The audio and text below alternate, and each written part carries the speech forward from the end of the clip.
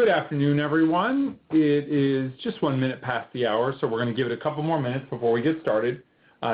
Jason Barnes here with Jessica Pancoast, and we're going to talk today about tracking CPT codes and making sure that you guys are getting paid per visit where you're looking to get paid, and so this is a big portion of that, but we've got a bunch of people on the web portion we know haven't logged into the audio portion, so we're going to give this another minute or two. Thanks for your patience, and we'll get started here in a moment. In the meantime, if you have any questions, feel free to type them into the chat. If you guys do not see the chat, it should be over on your left-hand side. There is a button up at the top that will say Show Chat if you don't see it, and you can turn it on. All right, perfect. We'll be back in another minute or two, and we'll get started. All right, we're going to get started. A whole bunch more people joined, so I'll go ahead and introduce myself, Jason Barnes, Chief Operations Officer here, and I'm the head of our help desk and training teams sitting right next to me, Jessica Pancoast. I must point out, Jessica is much tanner than she was a couple of weeks ago due to some well-deserved vacation, and the smile on her face, I think, is going to be heard by all who are listening today. I know I'm certainly enjoying spending time with her. But today we're actually talking about a pretty specific topic. And want to define the problem that we're looking to solve for a couple of our practices here. Collections, productivity. When it comes to certain doctors or whether or not certain payers are reimbursing, today we actually want to start talking about procedure codes, CPT codes, and how we track their reimbursement. So we've got a couple of tools we want to talk about, and we're going to first head over to our demonstration account here. And when you're looking at collections from a regular basis, there's a lots of different ways of doing it. We always tell people the radar chart and configuring that is one of your best ways of going about it. So you can see what your total billed is and your total collected. But what makes that up? And when something's lower than what you had expected, there's a number of ways to dig in, and sometimes, not all the time, poor CPT code reimbursement can be the difference. Whether or not you offer physical therapy in your office, and there's a sequestration law that you just weren't aware of that is reducing CPT codes. You're in network and you're getting underpaid. You're in a situation where a CPT code is simply being denied, is not covered.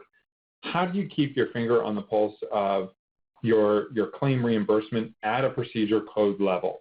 So today we're actually going to talk about the tools to take a deeper x-ray or look into low collections versus CPT codes. And whether or not you're simply looking at your dashboard and you see that $27,000 at this point in the month is not okay, or you head over to your some of your reports and you want to look at your month close report and look at the history or the trends of how much you're getting paid. And keep in mind that I'm very zoomed in here for the sake of the presentation. If this doesn't look how it looks in your screen, that's totally, it should be expected is what I'm saying. You can click on your history tab here and then get a history of what you've been paid and what's been adjusted or refunded. But if you do recognize a problem, where do you go? The first place we're going to tell you to go is head over to Reports, Billing Analytics, and over here, I'm going to leave this entire drop-down open, is a number of ways of slicing and dicing the financials for your practice. Here, we're going to focus on the Billing Statistics report, but first I'm going to open your Billing Statistics configuration screen. Here is a list of data points that you as a practice owner or practice manager can take a look at, but I'd really like you to understand what each one means. You can create, customize, or personalize even reports. Well, today we're going to be looking at CPT codes, and we're going to be looking at primary insurance, and you might even want to be looking at rendering physicians. And so you can create a report named CPT code, rendering, and your payer. You can save this report and it'll be added to your list of selections when you actually go to open up your billing statistics report. But the question is what data am I going to look at and why? So today we're actually going to take a dive into what data you actually want to look at. So out of all of these, we just created your CPT rendering and payer report. But since this is our demonstration screen, the data that you're going to see is not terribly useful. So we're going to toggle out of this, and we're actually going to take you through some numbers that we've already run for a couple of practices. To take you through why you run this, we'll do that in just a minute. But beforehand, we want to give you a nuts and bolts look at what these types of reports will actually offer you. You can see here, we've got a date range here at the bottom. I have chosen the last year. And then out of that drop down, I chose to look at CPT codes only. Let's take this off of Zoom for just a moment here. And if you move over to the right a little bit more, here you're able to run that by physician.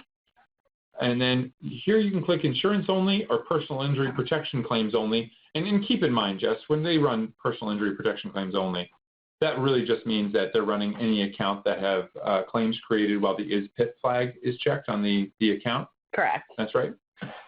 Just double checking so I don't give inaccurate information. So in this particular case, and I'm going to zoom back in one more for the presentation, you'll see here that we have the CPT code in the description because that's the only data point that we chose. Why would you want to look at what your CPT code billing looked like over the last year? Well, for a number of reasons. Number one, looking at the volumes, right? There were 494 patient accounts in this practice that billed out your 97110. I don't know if that's the biggest one, so we can sort or filter based on this. So zooming in just once more, that 97140 was the number one CPT code billed out as far as the number of accounts that actually had that. And it was billed out on 7,860 visits for a total of 7,868 claims. It's pretty useful information because not only do you get that, you know how many units you billed out and you know how many dollars you billed out. When it comes to knowing the real important information, though, you have to scroll over to the right. Now, keep in mind, if you're looking at this on your regular screen, you typically don't have to zoom in as much as you would have to for a presentation like this over a webinar. So typically scrolling is not necessary. But Jess, I know you run into people who want to run 5 or 6 data points on this, and at some point we run out of real estate, right? Right. So here you see that over $500,000 has been billed out for this particular CPT code. What other relevant information do we find here? First of all, we're going to break this out by paid by insurance and paid by the patient. So far, there's been a total of $215,000 paid, 212 of which, I mean, the lion's share was paid by insurance companies. And this $2,684.10 is the amount recorded as would those just be copays and co-insurance? Right. Anything that's either allocated from the patient account or paid directly on the claim. Some people do that with statements. They put those patient payments directly on a claim. And I just want to point out that these 2 columns are new. So if you're on billing stats and are not seeing these 2 columns, it may just be on our beta server right now because I did not see these before I went on vacation. So yeah, no, they're actually they're rolled out now. They're rolled out. The only one I didn't check was our App One server, but I would imagine it's there. So everybody should be seeing the same view.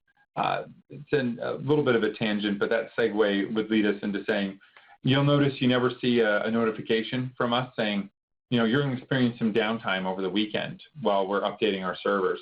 It's not how we do it. When we have a new feature, we roll it out in real time. So we'll try it out on one server. If there are no bugs and it's stable, we keep promoting that to all of the servers. But you'll never see a notification about downtime for us. So pretty much any time you ever want to log in and you go to the website to log in, it'll direct you to the servers that are up. So, but why is this useful? Right now, understanding that you got paid so much and out of so much that was billed, understanding that you have a whole big balance still left over of $137,000 for this CPT code over the last year. This next number, I'm going to move from right to left at this point, is 45. Just what does that 45 days say under average AR? What does that mean? Do you remember? I believe it means the average number of days that it took for the claims to get paid. Yeah. Some of the claims obviously got paid within a couple of days. Some of them got paid maybe not so quickly.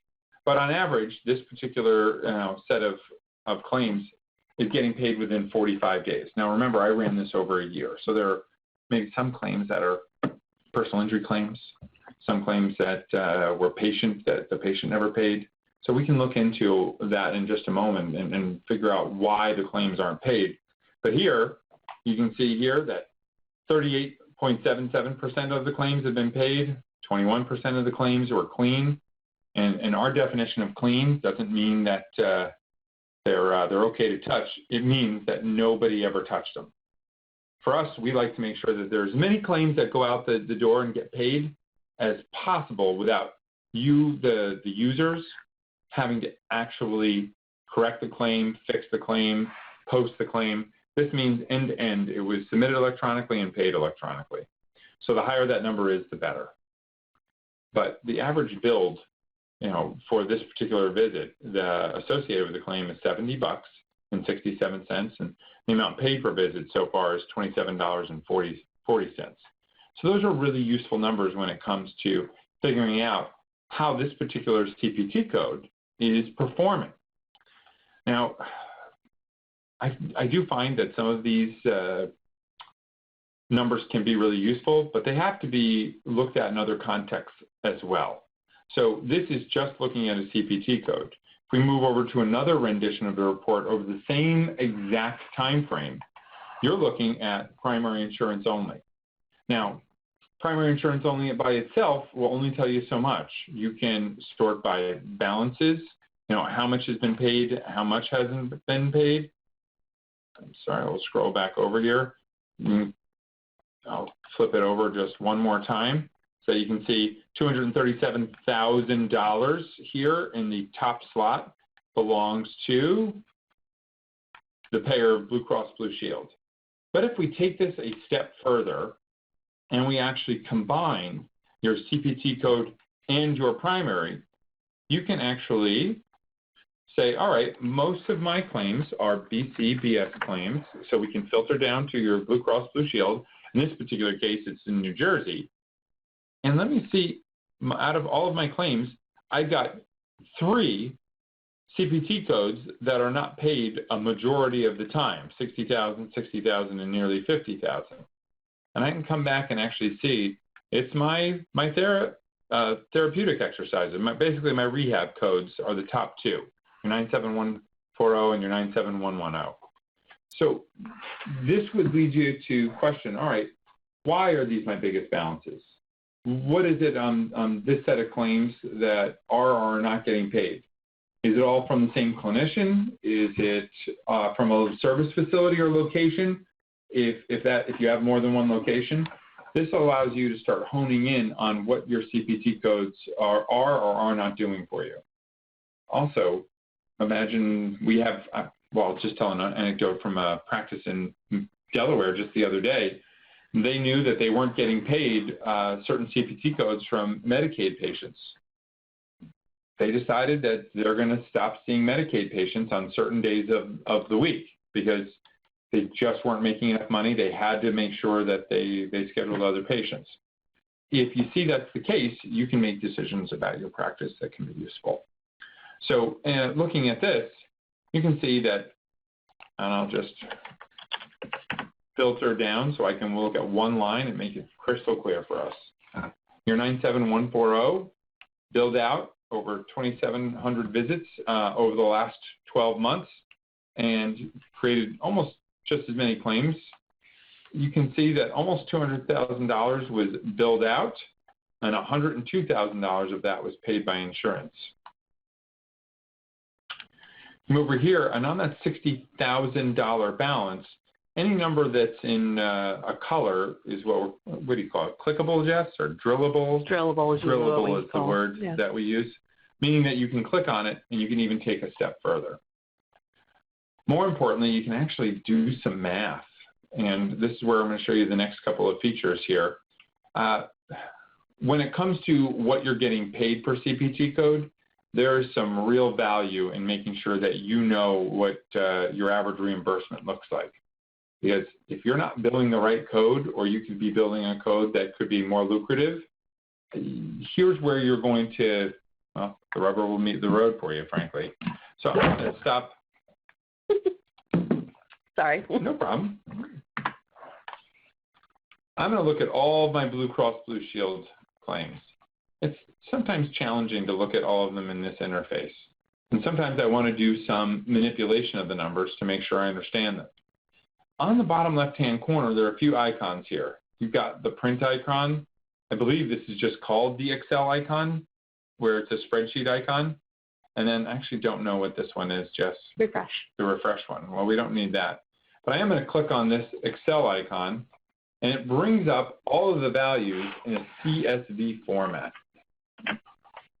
I just so happen to have an untitled spreadsheet up already, and I can bring this data in, and it allows me to look at it in a spreadsheet format. Now I'm able to take the data and make a little more sense out of it should I need to. And I'll give you a real quick for example on this. If I've billed out a total of $195,000 and I've been paid $103,000, I can manipulate this spreadsheet to help me understand my practice even more clearly. Because I don't want to be in a situation where I know I've billed out a lot of money and I don't know what I'm getting paid, per charge. So I'm going to insert a column here. Oh, I meant to insert it right here. And I can actually see if I billed out this much and I was paid this much, so your total billed divided by your total paid, and we'll just bring this decimal point back down to a reasonable number. How's that looking so far? It means I'm making $1.89 for this CPT code on average. Yeah, I've been paid $102,000 and $616 for this particular CPT code over a year, but my percentage is not working. So if I want to know what I'm getting paid per unit, let's just say, I'll take my total units and I'll divide that by my total paid.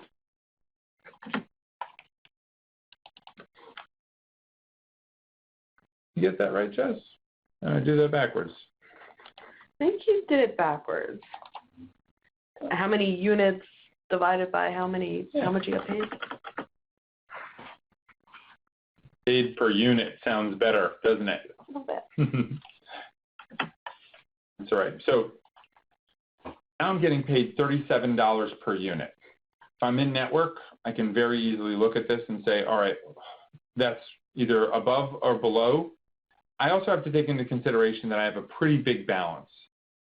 Why aren't these things getting paid? If I have this huge balance and I know that there's a whole bunch of claims that just aren't getting paid, I can either question my internal biller or I can come to our teams and say, I would like to know why there's a $60,000 balance for my 97140s.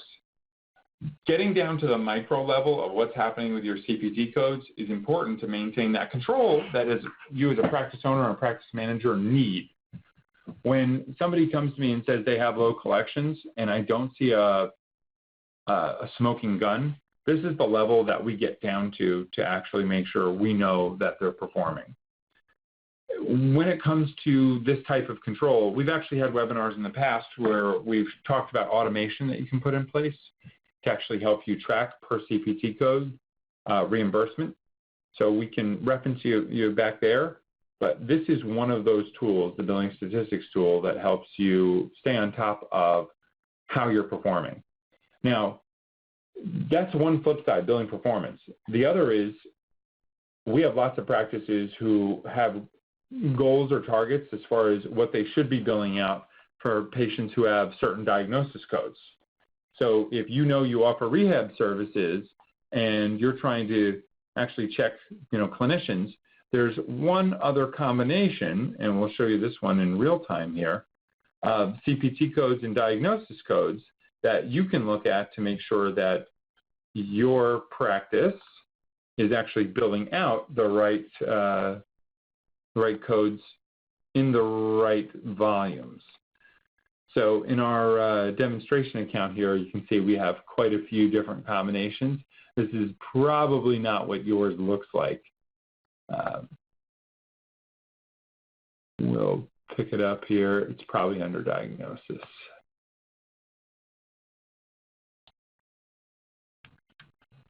All right, we got our diagnosis and CPT code here. And I'm just going to make it a little smaller so I can actually see my search function. And you can see here it's working.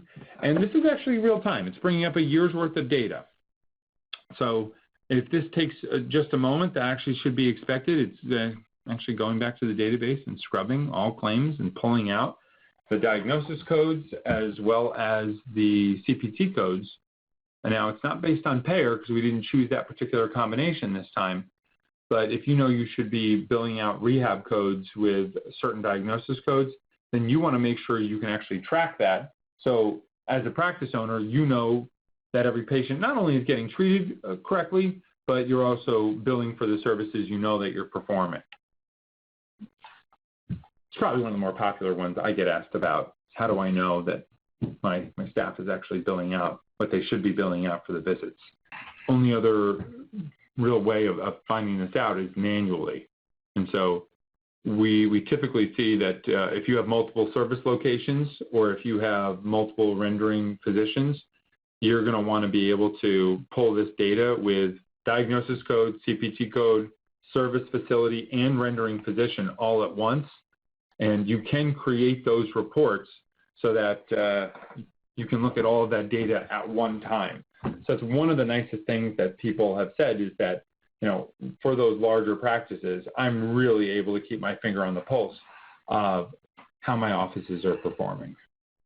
So if you were to do that, you would go back over to your billing statistics configuration, click it here, and you could then, choose your CPT code, choose your diagnosis code, not provider, but rendering physician, primary insurance even, and your service facility.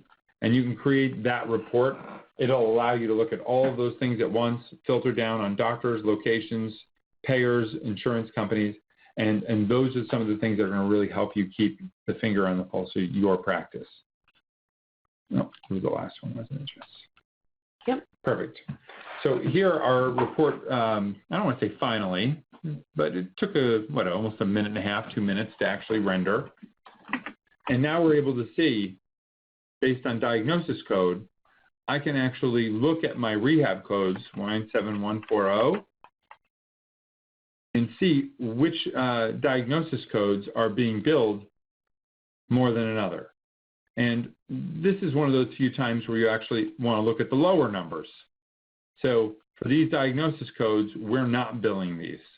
And remember, Jess, you can confirm this for me. When we choose diagnosis 1, it's only in the first spot that we're talking about, right? Right. It's looking at the reference diagnosis 1 on the claim. Perfect. So you can come down and say, all right, for these diagnosis codes, we're actually not billing out, or we are billing out. And you can see the ratio of which ones you're billing out. So keep that in mind as you're actually running your practice. You want to be able to say, all right, we either are or we're not billing out the accurate amount of rehab codes. And I'm simply using that as one of the examples. So if you do have any questions, though, while we're talking here, you can chat those questions in, and we'd be happy to answer them about how you want to look or track your own CPT codes, diagnosis codes, or anything else having to do with their billing statistics report. But this was one of the ones that was requested. How do I keep track of CPT codes? And it was a number of people who asked. And this is one of those ways where you can actually do it. Anything to add, Jess? The only thing I can think of is to remember that our billing stats report is updated overnight. Okay. So this is accurate as of last night. Yeah. So in other words, you can't run today's statistics. Right. But if you're looking for a history type thing, one day really shouldn't matter. Yeah, most of these reports are trending. Okay, the last thing I really wanted to show regarding this was not only can you see this historically, but if you only want to look at the outstanding, you can click on your dashboard and it brings up your accounts receivable report, your AR report, and it will give you the same exact choices as far as the way to slice and dice data. So here you're looking at your outstanding balances based on CPT code and diagnosis.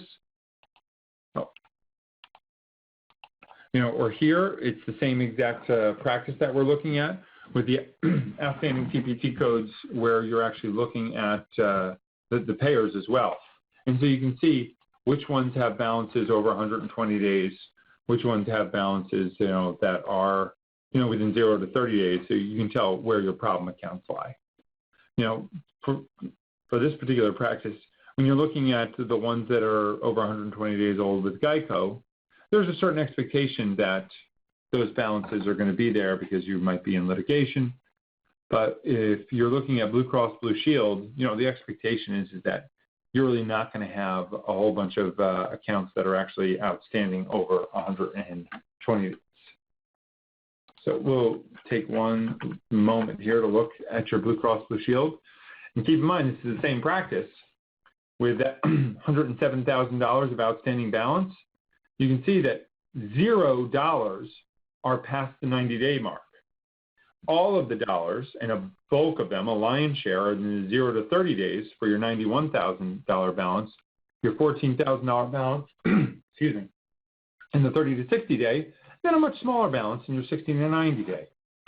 And this allows you to not only look at what's happening per CPT code, but also understand the billing performance, because if you saw a whole bunch of these for Blue Cross Blue Shield where you expect the payments to be much, much faster, I would imagine alarmed would be the word I would use to describe you, because I would be alarmed if that was my practice.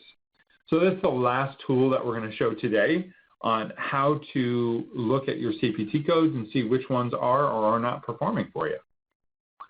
So if you do have any questions, please feel free to chat them in. We're going to hang out here for a few minutes, and we'll be answering any of those questions that you might have. We're doing an install out in Washington State, and I'm almost tempted to drop the name because he's one of the ones who puts on one of the bigger conferences. And again, CPT code performance is probably his #1 metric. Very different than a lot of other practices, but since he has clinic directors at each one of his 5 locations, they're constantly trying to figure out, did we bill everything that we were supposed to? And I won't say the software package they're on right now doesn't allow them to look back historically and see whether or not they've corrected mistakes, whether or not they can go back and send corrected claims, etc. So this is one of the things that they were most excited about. And I know this past weekend at a seminar, he got up and said, you have to look at this. So I got sent a link for the video. So it's cool. All right, if there are no questions, we'll stay here just another minute and then we'll sign off. But you can pretty much ask a question about anything. Yeah, anything in the system anyway. Yeah. All right, well, thank you, everybody, and have a great week.